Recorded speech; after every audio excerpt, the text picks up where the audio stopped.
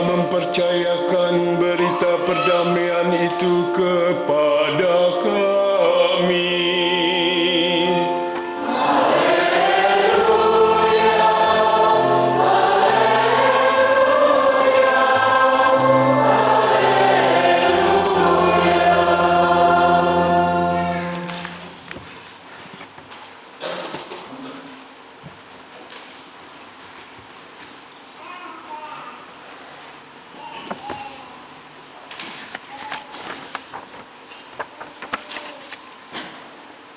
Tuhan bersamamu.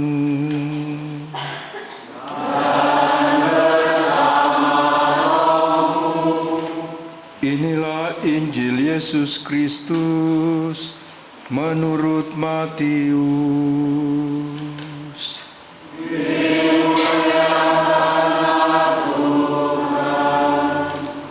Bab 18 ayat 15 sampai 20. Sekali peristiwa Yesus berkata kepada murid-muridnya, "Apabila saudaramu berbuat dosa, tegurlah dia di bawah 4 mata. Jika ia mendengarkan nasihatmu, engkau telah mendapatkannya kembali. Jika ia tidak mendengarkan engkau, bawalah seorang atau 2 orang lagi, supaya atas keterangan 2 atau 3 orang saksi, perkara itu tidak disangsikan. Jika ia tidak mau mendengarkan mereka, sampaikanlah soalnya kepada jemaat. Jika ia tidak mau juga mendengarkan jemaat, pandanglah dia sebagai seorang yang tidak mengenal Allah atau seorang pemungut cukai. Sesungguhnya aku berkata kepadamu, apa yang kamu ikat di dunia ini akan terikat di surga, dan apa yang kamu lepaskan di dunia ini akan terlepas di surga. Lagi pula aku berkata kepadamu, jika 2 orang dari antara kamu di dunia ini sepakat meminta apapun juga, permintaan mereka itu akan dikabulkan oleh Bapa-Ku di surga. Sebab di mana 2 atau 3 orang berkumpul dalam nama-Ku, Aku ada di tengah-tengah mereka."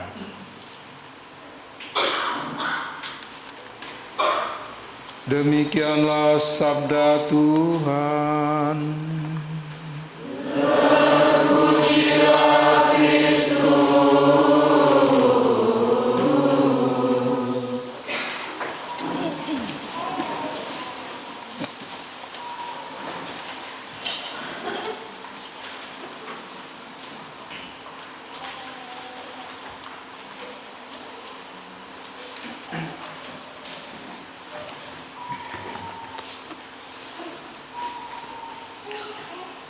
Bapak, Ibu, saudara-saudara sekalian, anak-anak yang terkasih di dalam Tuhan, dalam hidup dan kehidupan kita setiap hari, ternyata Allah menghendaki supaya kita saling bertanggung jawab, baik terhadap diri kita maupun terhadap orang-orang sesama kita yang ada di sekitar kita. Dalam bacaan Injil kita mendengar Yesus berkata, apabila saudaramu berbuat dosa, tegurlah dia di bawah 4 mata. Jadi Yesus minta kepada kita supaya siapapun yang berbuat salah, kita harus menegur dia, mengingatkan dia, supaya apa? Supaya dia berbalik, dia bertobat. Jadi ada aturan di dalam kitab suci di mana kita saling menegur, di mana kita saling mengingatkan. Sistem cara kita saling menegur dan mengingatkan dalam kitab suci mulai dari 4 mata, artinya berdua kan. Kalau tidak mendengarkan, dia tidak mengakui kesalahannya, bawalah beberapa orang sebagai saksi, 2 orang misalnya. Kalau dia juga tidak mendengarkan, maka bawalah dia ke hadapan jemaat. Sebetulnya sistem ini hampir seperti sistem pengadilan kita di Indonesia. Ada pengadilan negeri, ada pengadilan tinggi, kemudian ada Mahkamah Agung. Kalau jemaat ini di Amerika, persidangan di Amerika itu disebut dengan juri. Juri ini adalah jemaat. Mereka menilai. Mereka yang menentukan guilty or not guilty. Dia benar atau tidak benar, dia salah atau tidak salah. Ditentukan oleh juri. Kalau kita di Indonesia sebut Mahkamah Agung. Bapak Ibu saudara-saudara sekalian yang terkasih di dalam Tuhan, dalam kitab Nabi Yehezkiel juga di sana dikatakan dengan sangat jelas. Dikatakan, aku berfirman kepada orang jahat, hai orang jahat, engkau pasti mati. Jadi ini sabda Tuhan, hai orang jahat, engkau pasti mati. Dan engkau tidak berkata apapun untuk memperingatkan orang jahat itu supaya bertobat dari hidupnya. Orang jahat itu akan mati dalam kesalahannya, tetapi aku akan menuntut pertanggungan jawab atas nyawanya daripadamu. Jadi saya melihat orang melakukan kesalahan, kalau saya biarkan, saya diamkan, kata Tuhan, orang jahat ini dia mati di dalam dosanya, tetapi Tuhan akan menuntut balas dari saya yang melihat itu. Tuhan menuntut pertanggungjawaban dari kita. Tetapi jikalau engkau memperingatkan orang jahat itu supaya ia bertobat dari hidupnya, tetapi ia tidak mau bertobat, ia akan mati dalam kesalahannya, tetapi engkau telah menyelamatkan nyawamu. Jadi engkau mengingatkan, menegur dia bahwa ini salah, tetapi dia tidak mendengarkan engkau. Kata Tuhan, dia mati dalam dosanya, tapi engkau selamatlah jiwamu. Jadi ini jelas sekali bahwa Tuhan minta kita untuk saling bertanggung jawab di dalam kehidupan ini. Maka bacaan-bacaan suci pada hari ini menyadarkan dan mengingatkan kita, mungkin juga menyentak kita. Apakah kita berani menegur dan mengingatkan? Misalnya dalam keluarga sendiri. Apakah Anda pernah menegur, mengingatkan anak-anak Anda, putra-putri Anda, anak cucu Anda?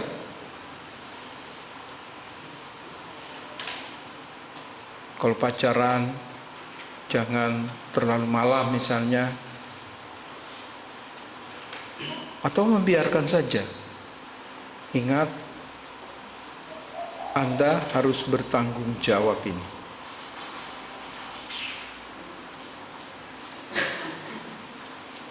Bapak, Ibu, saudara-saudara sekalian, seringkali juga di dalam kehidupan ini kita enggan untuk mengingatkan. Dalam kehidupan menggereja misalnya, kalau ada pengurus gereja yang berbuat salah misalnya, kita juga mungkin enggan untuk menyampaikan, takut nanti tersinggung, nanti saya dibenci dan sebagainya. Kita bisa juga masa bodoh seorang terhadap yang lain. Bapak, Ibu, saudara-saudara sekalian, beberapa waktu yang lalu ada orang yang bukan Katolik, tetapi dia dari gereja yang lain. Dalam sebuah pertemuan lalu dia datang minta pendapat saya. Dia berkata, Romo, saya sudah menikah selama 13 tahun. Ada yang nikah 13 tahun? Lebih? Wah, syukur kepada Allah. Saya sudah nikah 13 tahun. Dan saya tidak mencintai suami saya. Dan saya berkata kepada dia, engkau boleh mendapatkan tubuh saya, tapi hati tidak. Tapi resikonya apa, Romo? Saya tidak dikaruniai anak. Menurut pendapat Romo, apakah saya salah? Saya bilang, Ibu, ini bukan soal benar atau salah. Tetapi ketika Anda mengambil keputusan untuk menikah, harus seluruh diri Anda itu tercurah dan tertuju pada suami Anda. Itu artinya apa? Artinya Anda betul-betul cinta Anda itu sebagai pasangan ini, Anda betul-betul harus tercurah semua ke sana. Lalu ibu ini menangis. Saya bilang kepada suami saya, hati saya itu saat ini ada pada laki-laki itu yang cinta saya yang pertama itu. Saya tunjukkan kepada suami saya. Dan saya minta supaya suami saya menceraikan saya. Tapi suami saya bilang, tidak. Saya tidak akan menceraikan engkau. Lalu saya bilang, sekarang ibu mulai perlahan-lahan membuka hati. Berdoa kepada Tuhan. Karena dia Protestan, sangat fasih dengan ayat-ayat. Saya juga harus pakai kitab suci untuk mendongkrak semangat dia. Saya bilang, silakan ibu mulai setiap malam berdoa, minta kepada Tuhan supaya Tuhan ingat akan engkau, supaya hatimu mulai terbuka terhadap suami Anda. Yakin dan percaya Tuhan akan membuka kandunganmu dan engkau mempunyai anak. Dan akhirnya mereka dapat anak loh, ya kan? Memang kadang-kadang seperti itu. Saya itu kadang-kadang merasa diri saya, seorang Nabi Yesus berkata betul, seorang Nabi dihormati di mana-mana kecuali di rumahnya sendiri dan tempat asalnya. Di sini aku tidak dihormati dan tidak dihargai. Mereka anggap Romo Niko ini tidak tahu apa-apa, tapi orang lain. Begitu kan? Kita kan lebih cari sampai ke Cikanyere sana. Kita bisa cari sampai ke manalah. Aku itu banyak supaya Anda tahu. Dan saya harap Anda tidak mengutuk saya, tetapi berdoa untuk saya. Tegur dan ingatkan saya bahwa saya banyak menolong orang dari tempat ini. Anda jangan anggap enteng panti semedi yang bangun oleh Romo Dirman itu. Saya bersyukur kepada Tuhan, beliau membuat itu, dan di situ tempat saya bersemedi, tempat saya berdoa, tempat saya membantu dan menolong banyak orang, tempat saya menegur dan mengingatkan orang. Dan mereka banyak yang tertolong. Oleh karena itu, Bapak, Ibu, Saudara-saudara sekalian, kita tidak boleh mendiamkan. Satu hal lagi yang Romo tambahkan adalah jangan membiarkan keluarga kita sudah jatuh di dalam dosa baru kita kelang kabut untuk mau mengingatkan kita nggak enak. Mau mengingatkan suami karena buat salah, takut dia tersinggung, takut dia marah. Bisa terjadi. Atau sebaliknya. Mau mengingatkan anak, takut dia ngambek. Sebetulnya tidak boleh. Maka ada satu, itu orang zaman dulu. Anda tahu itu, namanya mendem. Ya kan? Misalnya lihat orang berduaan situ, Anda cukup oh ada orang nih, janganlah, ya kan? Tadinya mau cium enggak jadi, ya kan? Ada orang. Jadi kita kembali ke zaman dulu aja. Cara-cara orang tua pada zaman dulu itu mendem. Kalau tidak pura-pura siul.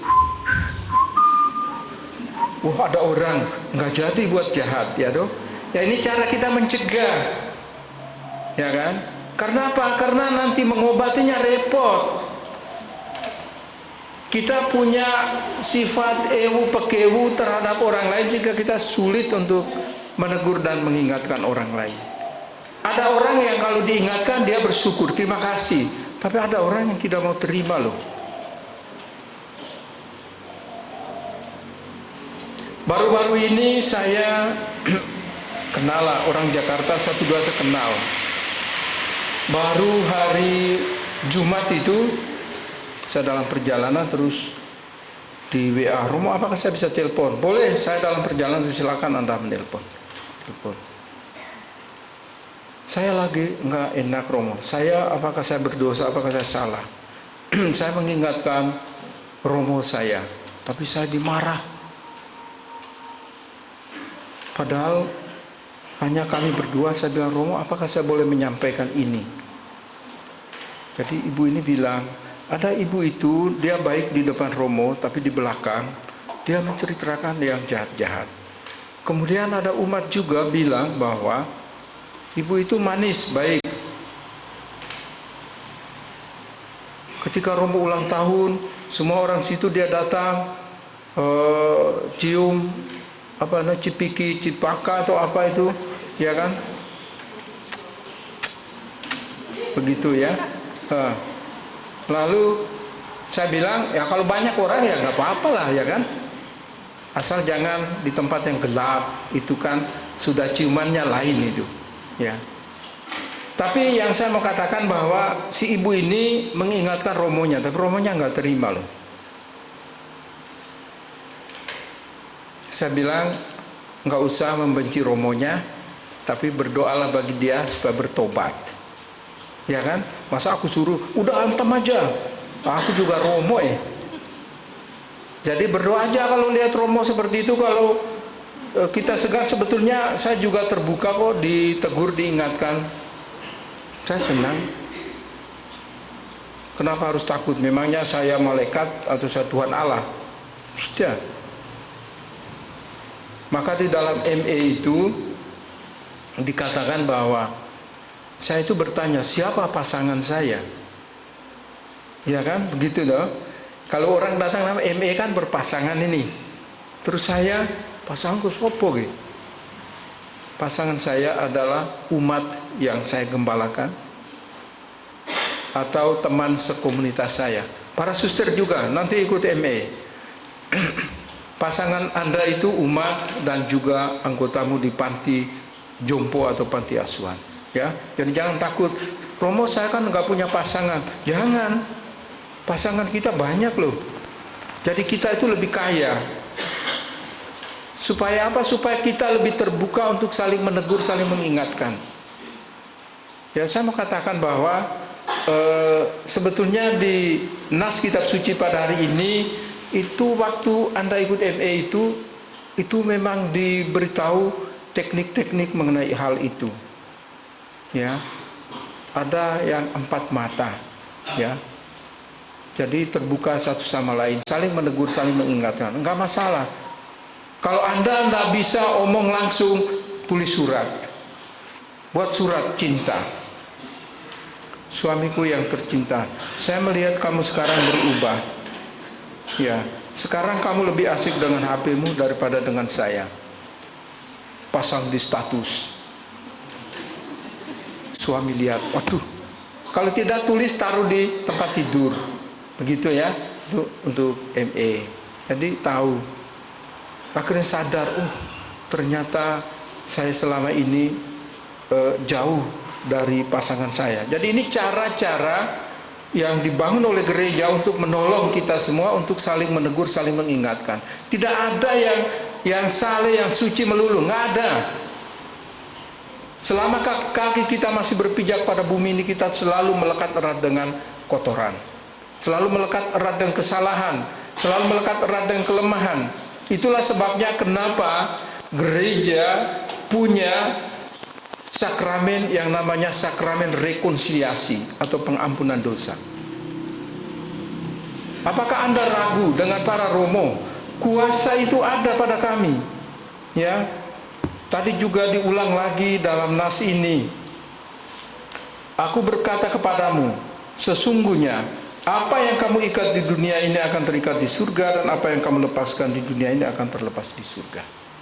Jadi ketika engkau menegur, ketika engkau mengingatkan,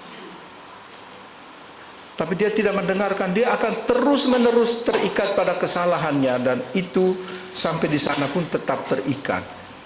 Tetapi dengan teguran, dengan peringatan yang Anda berikan, dan dia sadar bahwa dia salah, dia menyesal, maka kesalahan, kelemahan juga terlepas, di sana juga terlepas. Bapak, Ibu, saudara-saudara sekalian yang terkasih di dalam Tuhan, kalau kita merujuk pada bacaan Injil ini, Yesus bilang, kalau 4 mata dia Anda mempan bahwa 2-3 orang saksi. Kalau juga dia tidak mau, bawalah ke hadapan jemaat. Kalau dia tidak mendengarkan jemaat, maka Yesus berkata,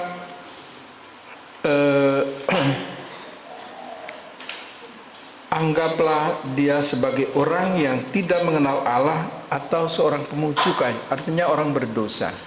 Lalu pertanyaan kita, apakah kalau bahasa gereja ya, bahasa gereja kita, hukum gereja kita, orang seperti itu kucilkan.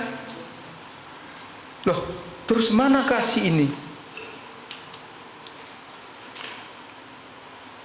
Padahal gereja meletakkan dasar kehidupan ajarannya pada kasih. Saudara-saudari sekalian yang terkasih di dalam Tuhan, dengan menegur, dengan mengingatkan sesama kita yang ada dalam kesalahan dan dosa, justru disitulah kasih kita itu lebih besar daripada kita membiarkan. Maka mulai saat ini belajar harus mulai untuk saling menegur dan mengingatkan. Kalau misalnya pimpinan perusahaan, kalau orang yang punya karyawan, saya pikir mereka sudah terbiasalah mengingatkan, kenapa Anda terlambat, kenapa Anda tidak sesuai dengan kesepakatan. Jadi memang terbuka bagi kita semua, ini tidak ada batasan. Kami para biarawan-biarawati, umat sekalian, kita saling menegur, kita saling mengingatkan untuk tujuan yang baik. Jangan juga misalnya menegur orang itu, kalau si A lama ini enggak ke gereja nih, terus cara menegurnya, lihat dia, loh mimpi apa ini? Lah bisa langsung hilang lagi itu. Atau selamat datang, ada penghuni baru, pendatang baru. Jangan orang tersinggung loh cara menegur seperti itu. Nggak usah tegur sapa, biasa lah. Karena ada juga yang begitu loh. Kok mimpi apa ini? Biasanya kan pergi mancing, kok kali ini bisa-bisanya ke gereja itu loh. Mungkin ada mimpi nih. Jangan, itu cara menegur seperti itu, jangan. Ya kan? Artinya kita menegur dan mengingatkan dengan penuh kasih dan kesadaran bahwa saya mau membantu orang ini kembali ke jalan yang baik dan benar. Supaya apa? Supaya kita sama-sama selamat. Kita tidak bisa membiarkan orang tenggelam dalam situasi itu. Maka memang kalau para Romo itu kan paling banyaklah dibenci oleh umat. Kalau kita mengingatkan itu ada yang juga tersinggung. Tapi ya nggak apa-apa. Lebih baik Anda tersinggung kepada saya, tapi Anda bertobat, itu upahnya lebih besar daripada Anda tersinggung dan tetap dalam dosa. Ini yang lebih bahaya. Oleh karena itu, mari Tuhan mengajak kita, menyadarkan dan mengingatkan kita bahwa kita semua bertanggung jawab terhadap diri kita sendiri untuk segala hal yang baik, tetapi juga kita bertanggung jawab terhadap sesama kita untuk hal-hal yang baik dan benar pula. Supaya apa? Supaya dalam kehidupan ini kita ajak orang yang ada dalam keadaan berdosa itu untuk bertobat. Ya, untuk bertobat. Kalau kita bertobat, kita ada pada jalan keselamatan Tuhan. Maka marilah dalam perayaan Ekaristi ini kita percaya Tuhan Yesus selalu hadir untuk mengingat kita semua bahwa kita semua ini orang-orang berdosa. Kita seringkali jatuh dalam kelemahan dan dosa yang sama. Semoga hati kita selalu terbuka supaya perlahan-lahan kita bangkit dari kesalahan dan dosa kita. Telinga kita selalu terbuka untuk menerima dan mendengarkan peringatan-peringatan dari sahabat, dari keluarga, rekan, pasangan kita, supaya hati kita juga selalu terbuka untuk menerima setiap teguran yang baik untuk membangun kehidupan kita. Amin. Mari kita menanggapi sabda Tuhan ini dengan menegaskan iman kita. Aku percaya akan Allah,